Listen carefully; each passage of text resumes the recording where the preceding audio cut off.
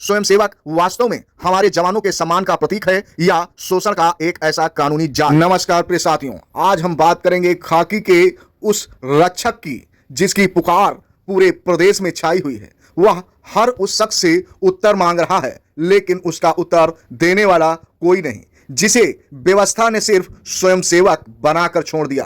कोई और नहीं, उत्तर प्रदेश के पीआरडी जवान। इन्हें न सम्मान पूरे न अधिकार पूरे, फिर भी ड्यूटी हर बार पूरी। थाना हो या यातायात, निजी संस्थान हो या निजी कार्यालय, हर जगह इन्हीं पीआरडी जवानों की ड्यूटी कहीं ना कहीं दिखाई देगी। धूप हो या छांव, बारिश हो या सर्दी, हर मौसम में यह आपको चौराहे पर मेहनत करते हुए दिखाई देंगे। तो प्रिय दर्शकों, बहुत ही रोचक यह वीडियो होने वाली है। वीडियो के अंत में बताएंगे कि पीआरडी जवानों की कौन सी तारीख लगी है हाई कोर्ट में। लेकिन उससे पहले आप सभी से विशेष अनुरोध है कि जो दर्शक हमारे चैनल पर पहली बार हैं वह चैनल को सब्सक्राइब अवश्य कर ले। साथ ही वीडियो पसंद आए तो लाइक करते हुए दोस्तों को भी शेयर जरूर कर दीजिए। प्रिय दर्शकों, क्या आप जानते हैं या कभी सोचा है कि जब पूरा देश त्योहार मनाता है तब सड़क के उस चौराहे पर खड़ा वह जवान कौन है जो अपनी जान को जोखिम में डालकर हमें सुरक्षित महसूस कराता है? वह कोई मशीन नहीं है, वह एक इंसान है। लेकिन दुख की बात यह है कि इस देश में सारे कानून बदल सकते हैं, संविधान में अनगिनत संशोधन हो सकते हैं, पर इनकी नियत व तकदीर नहीं बदलती। ऐसा क्यों है? क्योंकि यह स्वयंसेवक हैं। क्या यह शब्द स्वयंसेवक वास्तव में हमारे जवानों के सम्मान का प्रतीक है या शोषण का एक ऐसा कानूनी जाल, जिस कारण इनको ना तो सही से आजादी मिल पा रही है, न इनके हित अधिकार, न इनके परिवार का सही से भरण पोषण हो रहा है, न इनको समान कार्य, समान वेतन और सम्मान प्राप्त हो रहा है? क्या स्वयंसेवक इनके जीवन में एक कलंक बनकर आया है? क्या यही स्वयंसेवक शब्द ही इनके जीवन को कहीं ना कहीं बर्बाद कर रहा है? इस पर विचार करने की जरूरत है आप सभी को। ऐसा मैं आप सभी से क्यों कह रहा हूं, इस पर भी गंभीरता से विचार करने की जरूरत है, क्योंकि यह जवान आपको सुरक्षित पहुंचने में मदद करते हैं, आपके जीवन की रक्षा करते हैं, आपके परिवार के, आपके पड़ोस के सदस्य भी इनमें से हो सकते हैं। तो ऐसे में आप विचार नहीं करेंगे, शासन प्रशासन में बैठे आला अधिकारी इनकी समस्याओं पर विचार नहीं करेंगे तो आखिर करेगा कौन? अब आपके मन में जिज्ञासा उत्पन्न हो रही होगी कि आखिर ये जवान कौन है। तो आपको बता दें, चौराहों पर दो ही जवान दिखाई देते हैं, होमगार्ड और पीआरडी जवान। वहीं इक्का दुक्का आपको पुलिस कर्मचारी या अधिकारी दिख जाएंगे, लेकिन जमीनी स्तर पर जो कार्य करने वाले हैं वह पीआरडी जवान और होमगार्ड के जवान हैं। फिलहाल होमगार्ड जवानों के दिन में कहीं ना कहीं सुधार हो गए हैं, उनका मानदेय क्योंकि बढ़ गया है, लेकिन पीआरडी जवानों के मानदेय में कोई विशेष वृद्धि नहीं हुई। महंगाई तो बढ़ी लेकिन मानदेय में कोई बढ़ोतरी नहीं हुई, जिस कारण इनकी समस्याएं बहुत ज्यादा बढ़ गई और यह आर्थिक तंगी से गुजरने लगे। कहते हैं जब किस्मत खराब हो तो नीम उसके ऊपर करेला भी नजर आता है। कुछ ऐसा ही प्रांतीय रक्षक दल यानी पीआरडी जवानों के विभाग में युवा कल्याण विभाग करेले के रूप में साबित हो रहा है। कहीं ना कहीं रोड़ा बना हुआ है पीआरडी जवानों की तरक्की को लेकर, क्योंकि युवा कल्याण विभाग प्रांतीय रक्षक दल विभाग को कहीं ना कहीं जाहिर करने से दबाने का कार्य करता है। अक्सर पीआरडी जवानों की शिकायत रहती है कि प्रांतीय रक्षक दल कागजों पर नहीं अपितु कुछ आदेशों पर चलता है, लेकिन कागजी कार्रवाई में प्रादेशिक विकास दल लिखा जाता है, जिस कारण प्रांतीय रक्षक दल का नाम धीरे धीरे कहीं ना कहीं गायब हो रहा है। लेकिन धन्य है सरकार जो प्रांतीय रक्षक दल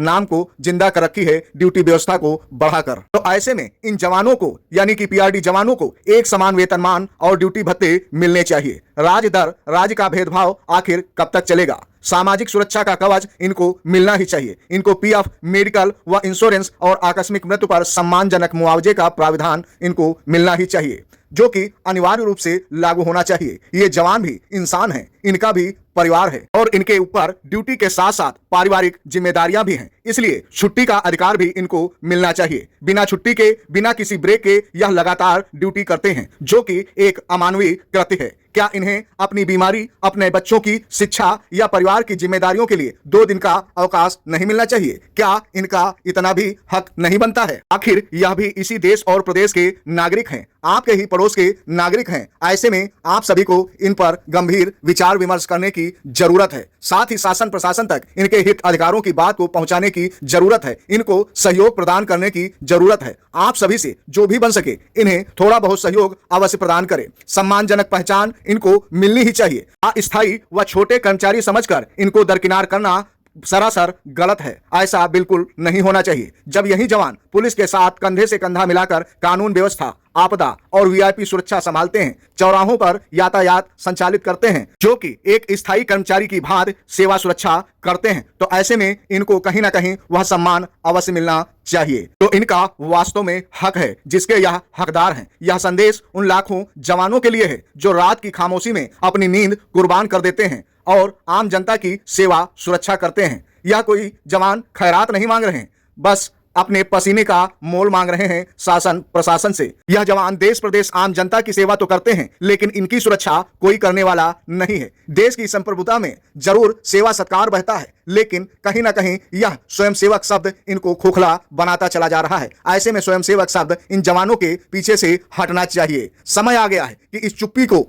तोड़ा जाए। क्या हम एक ऐसे भारत की कल्पना नहीं कर सकते जहां हर रक्षक का अपना भविष्य सुरक्षित हो? जागो प्रशासन, जागो समाज, इन जवानों की आवाज को अपनी आवाज बनाओ। फिलहाल यह जवान अपने हित संघर्षों की लड़ाई तो न्यायालय से लड़ ही रहे हैं। ऐसे में आप सभी का सहयोग कितना मिलता है यह भी मायने रखते हैं। आप सभी को बताते चले कि रिट ए संख्या 16378 वर्ष 2022 की तारीख जारी हो गई है। इसकी तारीख का आगाज हो चुका है। 11 अगस्त तारीख सुनिश्चित की गई है कोर्स संख्या 34 में, सीरियल नंबर 162 पर। उत्तर प्रदेश सरकार भले अनुपूरक बजट का हवाला दे रही हो या तारीख का आगाज कर रही हो कि छोटे कर्मचारियों का वेतन बढ़ेगा, कितना बढ़ेगा, कब से बढ़ेगा, यह कह पाना मुश्किल है, लेकिन हम तो यकीन तभी करेंगे जब इन कर्मचारियों को कहीं ना कहीं वेतन भत्ता बढ़ोतरी मिलना शुरू हो जाएगा। जब तक खाते पर नहीं आ जाता है तब तक शासन की नीतियों पर सवाल अवश्य उठता रहेगा, क्योंकि सरकार एक योजना के आगाज का 4-4, 5-5 बार क्रेडिट लेती है। सच कब साबित होता है यह पता नहीं होता।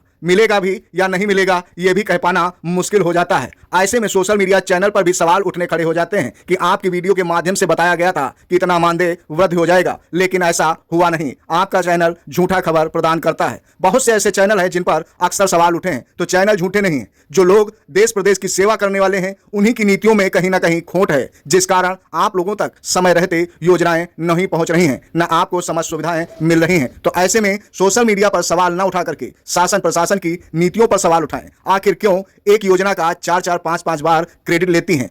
पता चलता है कि वह योजना लागू भी नहीं होती। लागू होती है तो साल 2 साल बाद। उदाहरण के तौर पर बता दें, उत्तर प्रदेश के पीआरडी जवानों के लिए कब आयुष्मान भारत योजना का आगाज हुआ था? आज तक लागू नहीं हुआ। आखिर कौन झूठा है, कौन सच्चा है, आप स्वयं अनुमान लगा सकते हैं इस बात से। आई होप आप लोगों को इस वीडियो में दी गई जानकारी समझ पसंद अवश्य आई होंगी, तो प्लीज वीडियो को आगे भी शेयर कर दीजिए। फिलहाल आपने दिशा राइट चैनल को जो महत्वपूर्ण वक्त दिया है वीडियो देखने के लिए, उसके लिए दिशा राइट चैनल आप सभी को तहे दिल से धन्यवाद प्रकट करता है। फिलहाल आज के दिन दीजिए विदाई। अगले दिन फिर नई और नवीन जानकारी के साथ आप सभी के सामने पुनः उपस्थित होंगे, आप लोगों के मन को मोह लेने के लिए एक रोचक वीडियो के साथ। जय हिंद, जय भारत, दिशा राइट के समस्त प्यारे दर्शकों।